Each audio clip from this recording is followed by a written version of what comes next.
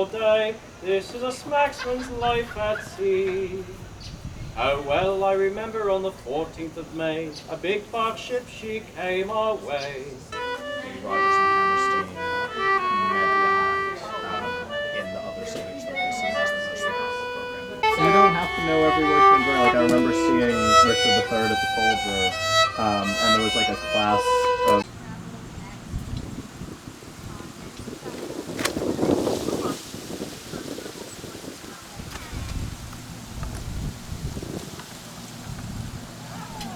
easier to do on a straight knitting needle than on a curved stick.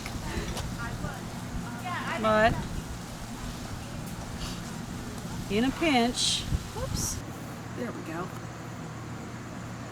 So right now I'm reattaching the whorl to the spindle.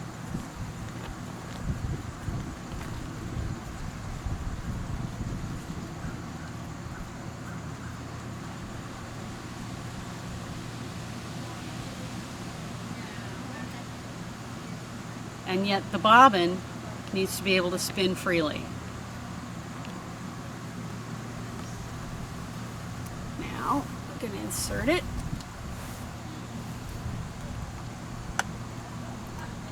And the next part is to connect the drive band. It's a double drive band. That's why it looks like there are two strings there. It's really just one band. One goes on, if you want to come up top, one goes on the bobbin and the other goes on the whorl.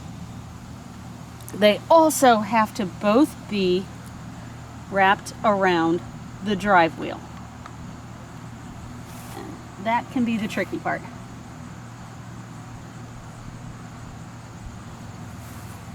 Get around there.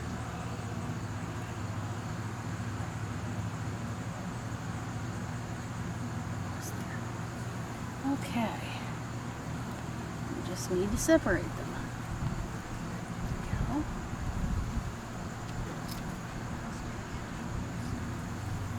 And then finally,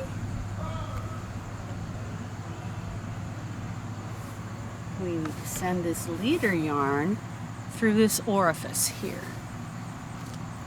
which means I need a hook. It's like a little shepherd's crook, I guess. Just pulls the yarn through. Now I can get the yarn I just put on the ball winder. And I'm going to put it through my leader yarn.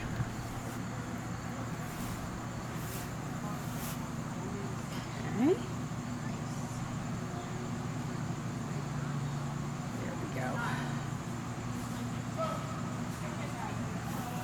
I'm going to tighten this up just a little bit.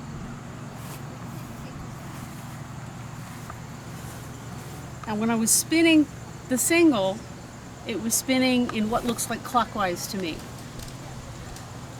To ply it, I'm going to spin it counterclockwise.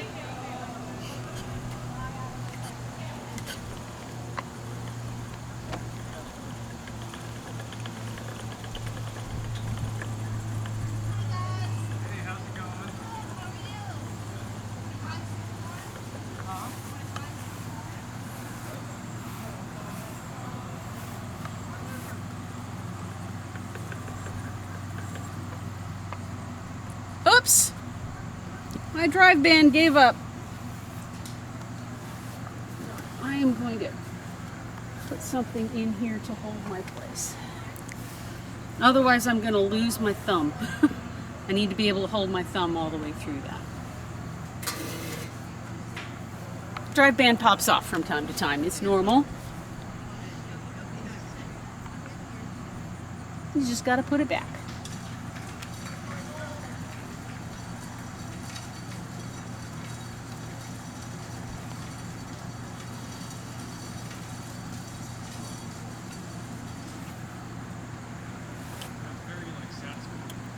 One goes around the whorl.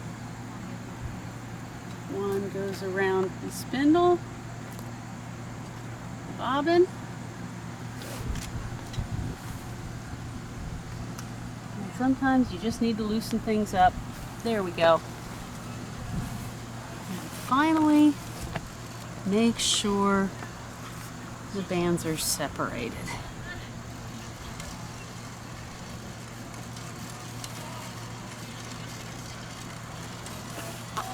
Come on.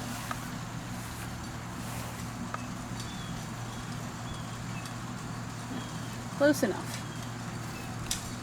All right.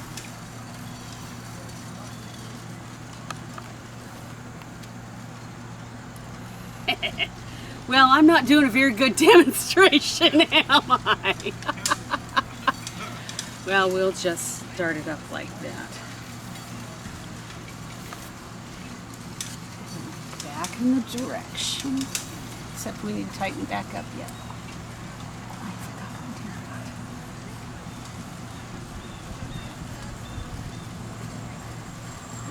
There we go.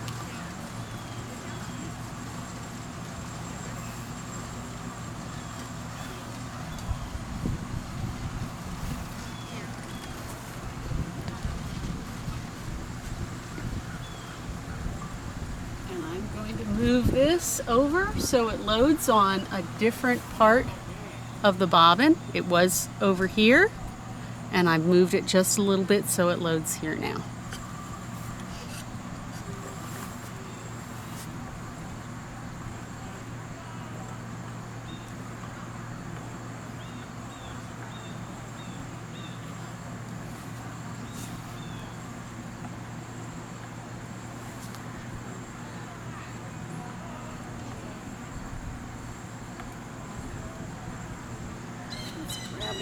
Too much. Let's loosen it a bit.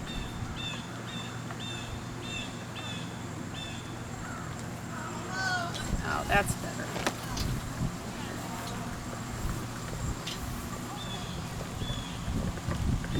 Let's see if I can get my hands a little closer together for you.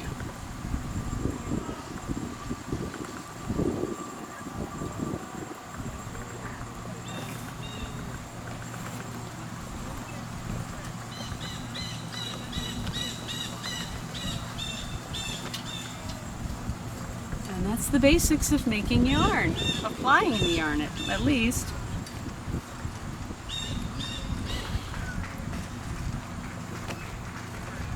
If I plied it in the same direction that I had spun it, it would just get extra kinky. It would not lay flat, it would be very hard to use.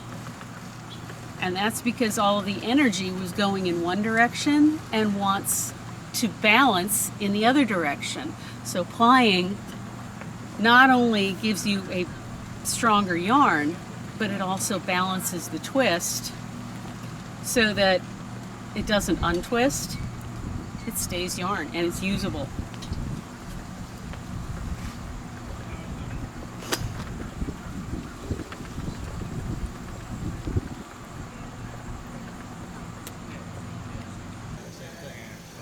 Yeah, that's real sad. What? So we're smoking cigarettes and rolling around the borax. The worm, the linstock, the lever that is used to raise and lower the barrel. All of this is fast used. We have an ammunition chest, which is where we have our rounds. It's also stored with protective leather gloves. Historically, you would have used a wool flannel bag, but for modern safety purposes, we use this.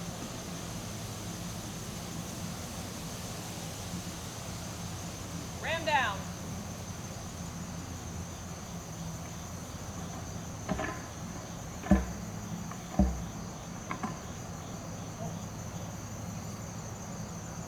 Oh! Cricket prime.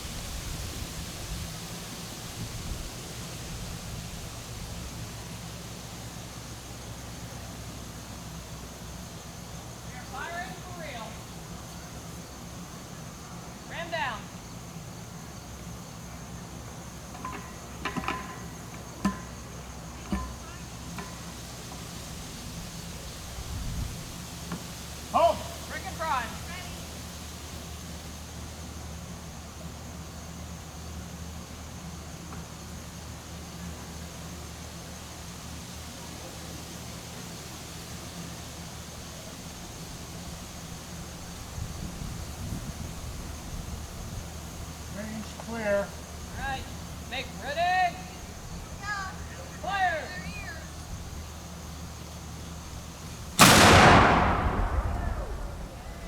Stop the bay. Search the page.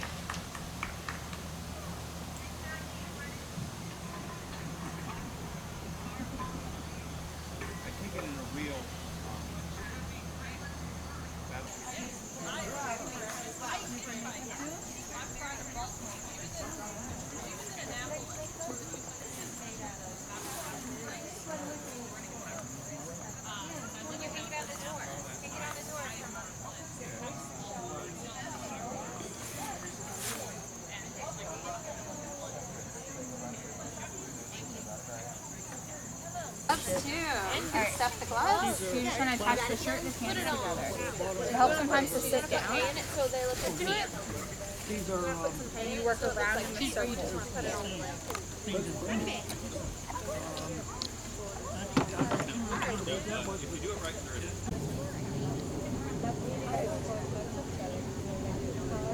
Can be fixed. I believe that.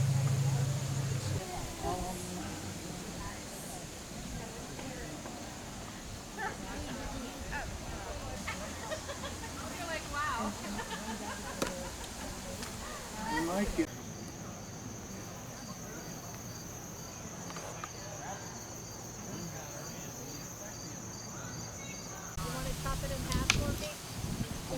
Enjoy all of the delights of gentleness. Another way. I tried that, but it was killing my back. Well, we had to sell that Fowler. Because I wasn't using it. There will be other guns. There will be other guns. Might as well use it up. Yeah. You know what I thought about, Bill? I said, you know these folks at the Hancock that live here, you could easily get through the winters. I mean, with all the wood falling down on the trees. Yeah, you have plenty of room. You could sit down if you want. You all know Tony? Well, you know Tony. This is Nancy's brother. We have a mortar. Ships Company does a live fire day every year. Oh, cool. And we have a mortar that's chambered for tennis ball.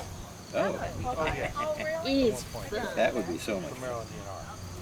They half the time they come out on fire. Yeah, I'm sure they would. I mean, they don't stay burning for long. It just singes the fuzz, but You okay? Right. Well, this is how I always shoot.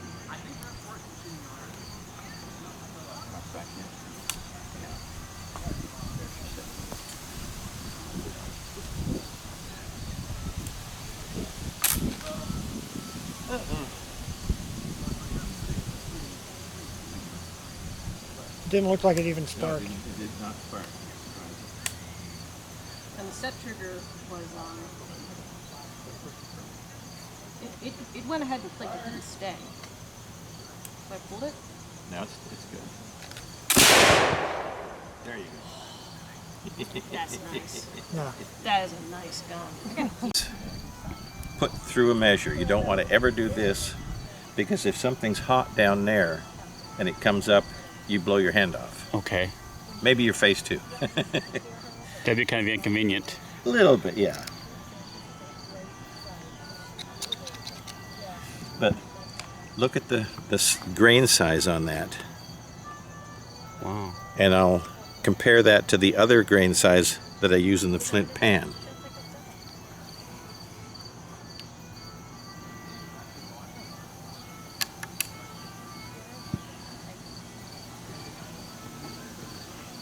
This is a pre-made patch, Okay. although you could use a more paper type like this and cut off the excess.